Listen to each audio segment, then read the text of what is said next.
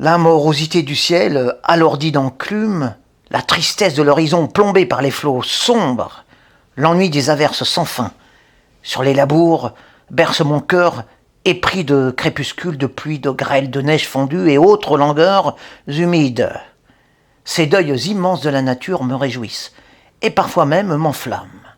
Lorsque la nuit est en larmes, je suis en fête. Moi, j'aime quand le temps est pesant, obscur, sans espoir de printemps. Tandis que mes bottes s'enfoncent dans les profondeurs de la terre ténébreuse, froide et boueuse, mon âme s'allège. Je suis ainsi fait que le champêtre spectacle de la mélancolie, de la tourmente, de la douleur me rend joyeux.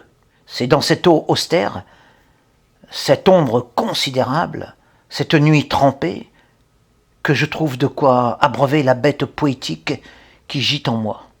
Loin de la ville et de ses faux éclats, je me sens bien dans ces décors de fin du monde.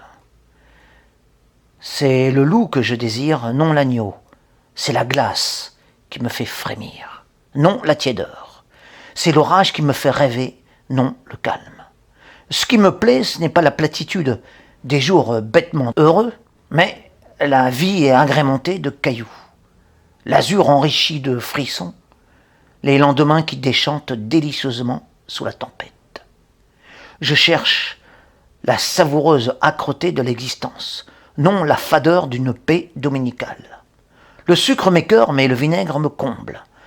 Les parfums en flacon m'incommodent, la puanteur des sangliers m'enchante. Le miel me donne la nausée, le poivre des ailes.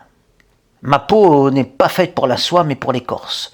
Je préfère la compagnie des rats de septembre à celle des papillons de mai.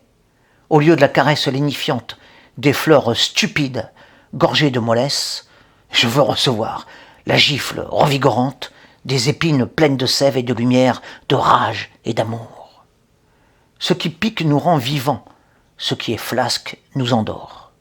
À mes yeux, la ronce vaut mieux que la rose, parce qu'elle a l'angulosité de la pierre, la sévérité de l'éclair, la douceur de la foudre. La première réveille les morts, la seconde fait vomir. L'aiguillon sauve les hommes blasés, gavés, obèses.